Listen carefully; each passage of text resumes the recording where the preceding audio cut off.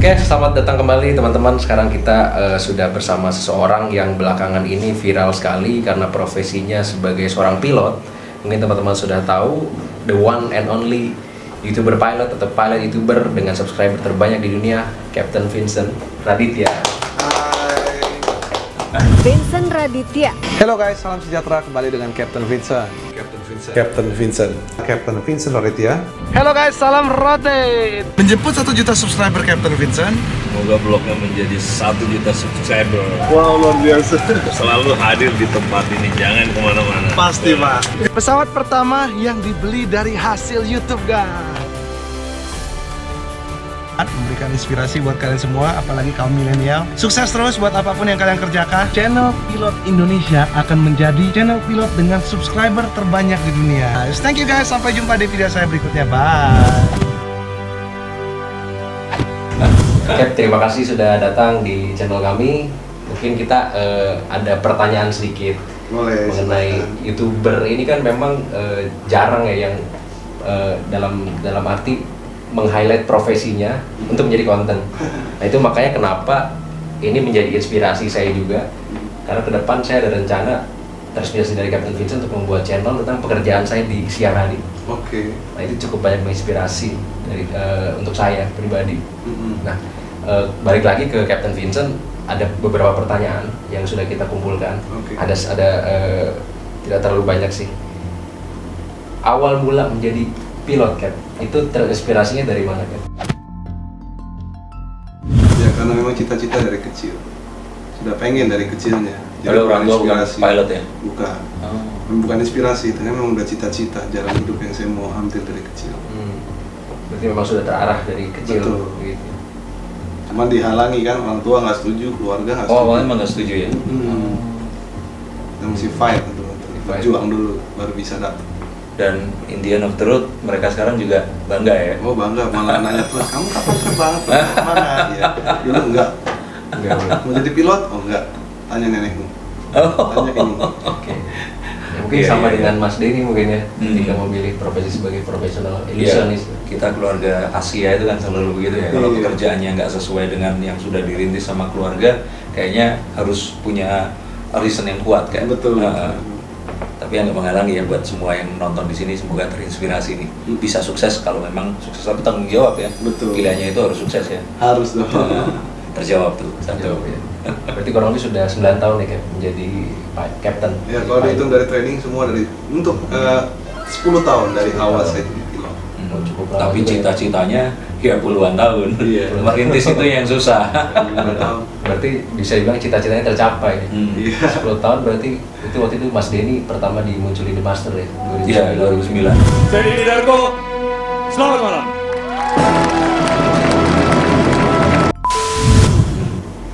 Selama 10 tahun itu, Captain ada pengalaman mengerikan nggak sih selama menjadi pilot? Ada aja lah ya pasti ya. Awalnya kan mengerikan atau enggak tergantung dari kita. Seberapa mengerikan itu setiap orang tuh beda-beda. Jadi taraf mengeramkan itu Nah, gini seorang mungkin, beda-beda. lebih gini kan. Biasanya banyak orang nanya ke saya sebagai seorang magician, pernah gagal nggak sih? Tapi seperti itu juga pernah ya, ada trouble waktu terbang atau Nah, itu apa? bukan gagal, tapi kalau gagal mendarat karena dia trafficnya padat, ya kan kita batalkan, kita pindah divert juga Itu pernah beberapa gagal. kali. Nah, tapi kalau dalam konsepnya ini profesi, Atau mungkin ini, penumpang tiba-tiba ada yang kritis atau emergency. kritis sih enggak ya, kita nggak sampai kayak gitu karena handling saya selama ini nggak sampai terjadi emergency, nggak pernah. Maksudnya mereka health condition gitu loh, kayak di tengah-tengah terus tiba-tiba harus landing. Pernah saya, Pernah. itu Itu ada ditayangkan di YouTube juga. Oh, gitu? Kalau salah Oh. saya bawa penumpang sakit waktu itu lagi mau ke Aceh. Ada penumpang sakit di pesawat saya. Kita ada penumpang sakit nih. Sakitnya apa? Saya bilang. Ini nggak bisa napas. Jadi dokter bilang ini kita perlu stetoskop. Yang diperlukan untuk keselamatan itu nomor 1. Itu kejadiannya di atas Medan. Jadi kejadian di atas Medan, ya udah saya minta dicepatkan dokternya. Karena medical emergency, nyawa orang itu nomor 1 buat saya. Walaupun cuma 1 orang gitu. Walaupun 1 orang, itu benar-benar berharga. Oh. Ya, tergantung ya, balik lagi. Ada pilot yang nanti dulu ini gimana. Tapi akhirnya itu kalau saya ada apapun yang alat saya ada apapun di pesawat, sesak napas mau pakai oksigen silahkan. Ya silahkan ya. Yang penting orang ini sudah melakukan sesuai dengan prosedur, ya kan? Mana ada dokter nggak misalnya gitu? Ada dokter ada license-nya nggak? Dan akhirnya pas mendarat dia itu selamat. Pernah juga nggak selamat pernah. Iya. Tapi yang penting upayanya itu tadi. Kalau ini waktu itu saya belum jadi kapten, jadi belum jadi kapten, saya nggak bisa berhak. Kata kapten jangan pakai oksigen, kata kapten jangan ini segala macam. Saya nggak bisa apa-apa karena itu bukan keputusan saya. Iya. Nah, kalau saya kewenangan saya apapun yang saya bisa kasih saya kasih. Nanti urusan nanti dengan perusahaan itu nanti saya. Biar saya. Yang penting urusan dia selamat dulu. Iya. Karena pasti repot tuh. Paperwork lah segala macam, pemakaian ini dan lain sebagainya itu repot. Karena kan di luar prosedur ya Kak. Tapi ya nggak ada masalah buat nyawa orang ya kita fight buat dia. Dan itu lumayan menyeramkan ya kalau harus memilih antara itu tadi. Kalau kita juga kita nggak mau meninggal dong. Ya kalau misalnya kita ada perlu misalnya equipment dan ternyata nggak boleh misalnya, ya dia kan nggak ngerti. Yes. Kalau memang kebetulan ada dokternya, dia tahu ada kitnya, kita bisa gunakan, silahkan gunakan. Tapi belum tentu pasti di benar tiap flight itu ada dokter yang kebetulan jadi passenger sih. Kebetulan kemana ada? Waktu sama saya ya, waktu saya berwenang sebagai seorang kapten. Tapi bagaimana memitigasi resiko seminimal mungkin, resiko sekecil apapun berarti harus dimitigasi berarti. Iya, karena gini, seorang pilot itu bukan cuma seorang yang bawa pesawat. Iya, bukan supir. Bukan. Dia juga supirnya pesawat, dia juga dokternya pesawat, dia juga pemimpinnya penerbangan, ya kan? Dan banyak lain sebagainya. Dia decision maker, dia harus tahu semua.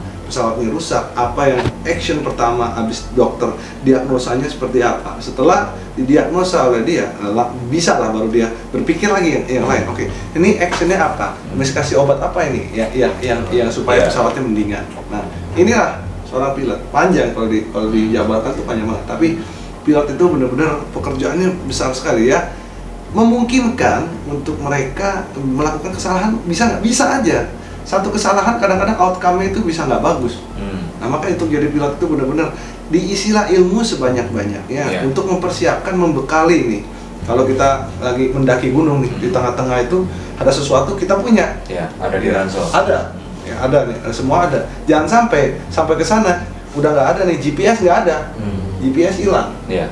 Ya, gitulah, itu salah satunya. Misalnya saya terbang pesawat kecil, saya terbang punya primary GPS, saya punya di HP saya satunya ada secondary GPS, di HP saya satunya pun ada backup channel. Dan juga saya banyak opsi lah, kalau misalnya nggak ada itu semua mati, saya terbang pakai referensi apa, VOR pakai ini, ADF saya pakai ini, sudah dipersiapkan semua. Jadi itu adalah well prepared pilot. Well prepared. Kalau itu faktor internal ya. Kalau faktor eksternal misalkan seperti mother nature, bencana alam, itu bisa diprediksi. Kalau yang tidak bisa kita prediksi, misalnya kayak tsunami gitu kan. Sampai sekarang sih saya puji Tuhan nggak pernah ngerasain ya. Tapi ya selama ini kalau masalah mother nature, kalau cuaca dan lain sebagainya, cuaca ini bisa diprediksi. Biasanya sebelum kita terbang nih ada ini cuaca segini, nanti ada cyclone di sini, terus ada typhoon di sini ya, karena kita bisa lihat nih. Kita hindarin. Misalnya pun ada, bagaimana kita lewat yang di arah yang nggak kena gitu kan, biasanya kayak gitu caranya. Di sini ada volcanic ash, walaupun dia keluar erupsi, tapi semua sudah dikasih tahu dan ini hindari rute ini, kita lewat sini. Nah, jadi diprediksi sudah, alatnya pun pesawatnya juga canggih sekali. Pesawat itu bisa melihat sampai 320 nautical mile ke depan cuaca kita seperti apa. Nah, kita gunakan tools juga. Jadi dengan alat yang ada, dengan teknologi, dengan data-data yang ada, should be not as hard kita untuk menjaga resiko, karena waktu terbang ini adalah manajemen resiko. Gitu. Berarti tidak mudah ya menjalankan profesi sebagai seorang pilot, karena yang selama ini kita tahu. Nah, ini berhubungan dengan pertanyaan berikutnya kan. Yang kita tahu ya sebagai orang awam nih, yang enak-enaknya saja. Contohnya, yang kita tahu ini gaji pilot itu luar biasa besar. Itu benar nggak sih, Cap? Kan belum pernah kan masuk cuaca yang mengerikan. Iya. Pura sampai pesawatnya keluar bunyi-bunyi aneh kayak begitu. Itu tuh rasanya gajimu kecil.